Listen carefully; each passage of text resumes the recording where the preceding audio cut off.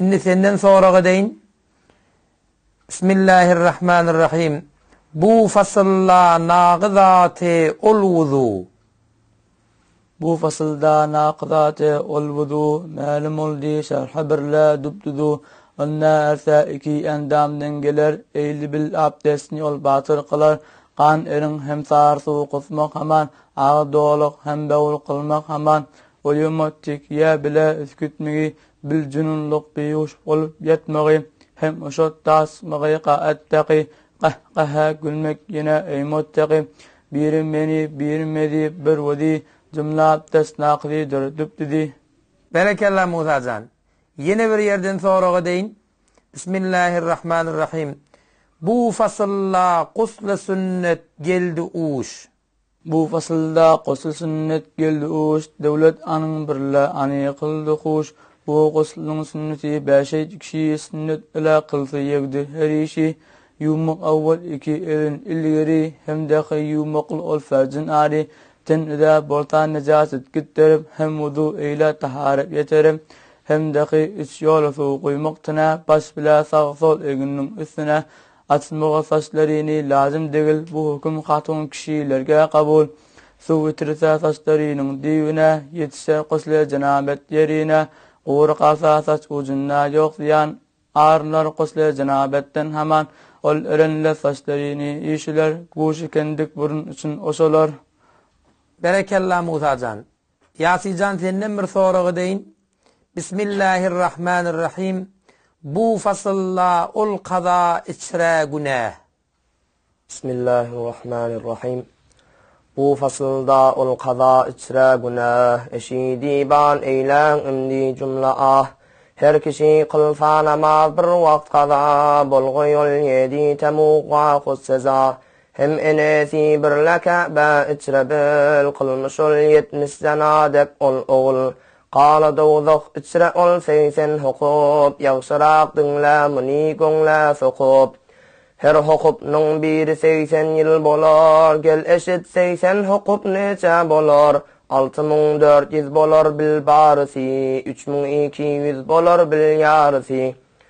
Bir qadağa mınça yıllar yemesen. Ne üçün ton gün namaz kılmayesen. Bu cahannın avvalinden ahiri. Bir saat dedi bizadin serveri. Bir saat kılsan ibadet ne ola. Kim ola bu dünyada baqi qala. Dedi bizge serveri her do cahan. Nuh felek evrilmiş ağa nerdeban. Kim ibadet kılsa görin vur ola. Der kıyamet dawzakandan dur ola. Huru gilman işlenip menku qala. Yatqani yer 18 uçmak ola. Bu namazdır Allah'ın hoşnutluğu. Bu namazdır din o iman şartlığı. Bu namazdır din o iman arttıran. Bu namazdır cümle suçni ötüren. Bu namazdır görüşünle ol şerak. Bu namazdır uçmak içre ol borak. Bu namazdır ol sırattan geçiren. Bu namazdır temuk odun öşüren. Bu namazdır görüşünle iş olan. Bu namazdır bendeden yazık yolun. Bu namazdır cümle taatlar başı. Bu namazdır enbiyaların işi. Bu namaz münker nekirge hüccet ol. Bu namaz Allah yolunda kurbet ol. Bu namazın mendeşi yok dendeşi. Esli oşuldur esli taatlar başı. Ba namaz ol, ba namaz ol, ba namaz. Mu'min ersen bolme zinhar bi namaz. Bi namazdır cümle kullar eflesi. Bi namazın yok teninde arifi. Bi namazdır düşmene hak bi goman. Bi namaz kafir münafıktır hemen. Bi namazın yüzü şomdur ödü şom. Bi namazın sohbet o didar şom. Bi namazın eliden iman tağam. Bi namaz gâle'net eylen mustadam. Bi namaz kesbi haramdır mutlaka. Anın için tesbih yoktur haka. Bi namaz iblis la'inin leşkeri. Yeri yoktur uçmak içre içgeri. Bi namaz kopmak tilafe her sabah. İblis aydar kopmağul yoktur salah. Yatar iblis üstüne kanat yayıp. Başına avsar urup aklın alıp. Gündoğinça ani eyle yatırar, maksadi andan namazın ötürür. Dünya içre her nekim olzeştirar, bi namazga cümletihim poştirar. Bi namaz dek bolmagay hiç bir necis dünyada bar oldur necis. Bi namazdan cümle fahiş yağsırak, cümle fahiş fuhş andan yağsırak. Mu'minler sen iblise yol vermegil, bu namazdan özünü ayırmagil. Dembedem haktan yetişyen tevfikun, evliya bol gayrafiqo muşfakun. Mustafa şer'anda bol sabit kadam, dino iman artar andan dembedem. Tuğleme Yasincan. Berekallah. İkinci soruğa deyin. Bismillahirrahmanirrahim. Bu fasılla ul qadağa faide. Bu fasılda ul qadağa faide, uqi zinhar muni her bir ayda. Her kişide bir namaz bolsa qada. Tövbe qılsa sonradan bolsa reza. Ul qadağa bu kefarettir bilin. Bolmasa köp umrunuzda bir qılın. Qopiban cuma günü badaz namaz. Yetirip 4 rekati eylen niyaz. Rek'et isra Fatihani bir oqi. Ayetul kursi veli umma şoqi. Sonrasınsa Sure-i Kevser nehem. Oqi ummaş ola şu bolsun behem. 3 yola kul ya eyyuhel kafirun. 3 yola Sure-i İhlas hemçenin. 4'sinde bu qiraat farkı yok. Qasru tulu cehru khufya şart yok. Son selam vermişte son 70 yola. Oqiyul estağfirullah haqquli. Hem de 70 yola bir Mustafa. Salavat salli ala eydil sefa. Hak kabul et ey namazın ey sefa. Şefkatinden yari kılgıy Mustafa. Bu hadistir Mustafa'nın aymışı. Çahar yarın hem rivayet kılmışı. Berekallah Yasincan. Biterge okuydun. Celalcan inni senden soruğa deyin. Bismillahirrahmanirrahim. Bab-ı tası aşr içinne ruza bil. Bismillahirrahmanirrahim. Bab-ı tası aşr içinne ruza bil. Ma'lum oldi hukmi farzu hem nefil. Ruza oldur niyet etmek dil bile. Hem dakikast eylemek göngül bile. İmek içmek hem cemaatın yığlana. Muhkem ola kulli 2 yolna. Daşariden içerige her ne bar. Dahil olsa kulli ol ruza bozar. Olma gespeşine sinekler doğu bar, giyse ağlı burnuna bir ihtiyar, bozmağay ol ruzani eydel safa, ehli din görközdi ol beyla vefa, bir zaruret her kişi kan aldırar, hiç gerekmez ani beyla kıldırar, germede bilme üçünde asa taam, ruzağa kılmaz ziyan ey hasu am, çeynese yaş oğluna etmek meger, ruzu mekruh bir zaruret kim kılar, ger taam ise onu edip her kişi, boldi mihman tanrisiga ol kişi, Ruzağa noksan yok bilgilmini, ruzani ruza bil sakla guni. Berekallah Celalcan. Senden sonku soruğum etken. Bismillahirrahmanirrahim.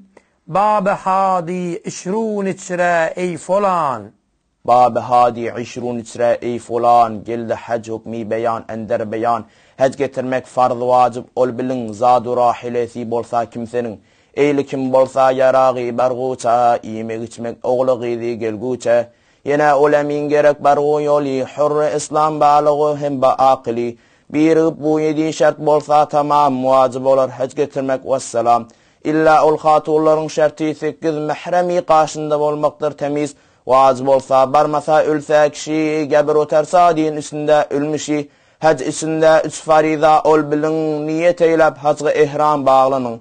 Bir çıkmak ol Arafat dağına, hem ziyaret kılmak ol hak öyüne, uşbu 3 birle bolar ol hacrava, qalsa biri uşbu 3'den narava, vacibi daşatma oldi ol bilin, hem vukuftir Muzdalifede ol bilin, hem idi qurla yugurmeklik safa, merve birle arasında kılvafa, hem qasr halq eylemektir sasların, hem qaytmışda vada tavafların, bunları vacib demişler ol bilin, her amel bolsa ilim birle kılın. Berekallah aziz mollalar.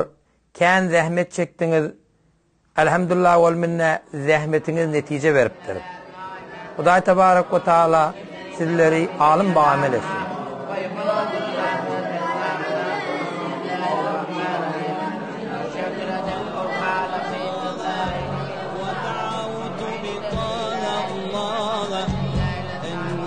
يحشرني أواه بلواء رسول الله. صلى الله على محمد صلى الله عليه وسلم. صلى الله على محمد صلى الله عليه وسلم. Men Ronaqul İslam'dan 153 beyt okudum. Men Ronaqul İslam'dan 892 beyt yad tuttum. Men Ronaqul İslam'dan 8 beyt yad tuttum. Men Ronaqul İslam'dan 472 beyt yad tuttum. Men Ronaqul İslam'dan 600 beyt yad tuttum. Men özüm ýalmoğlulara towsiýe etýän Ronaqul İslam'y okuyup yad tutullar. Men Rozakillim beter razi. Men Ronaqul İslam'yň her beytini muçyp yad tuttum. Her beyti muň çykyp yad tuttum. 3 ýyl bäri şozyda okuýatyn, 4 derslerimde muň çykýar.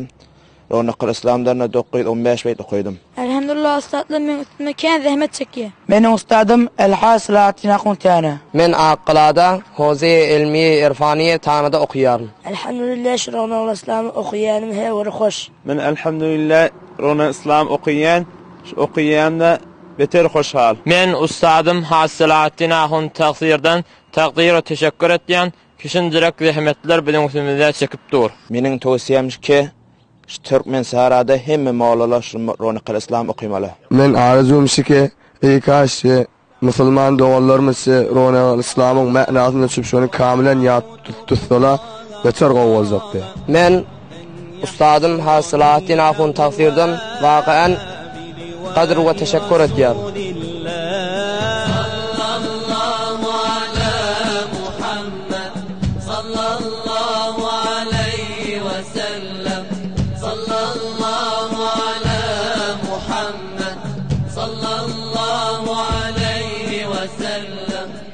فشكوت إليه ذنوبي أستغفر لي محبوبي. فشكوت إليه ذنوبي أستغفر لي محبوبي. ورجعت بغير ذنوبي.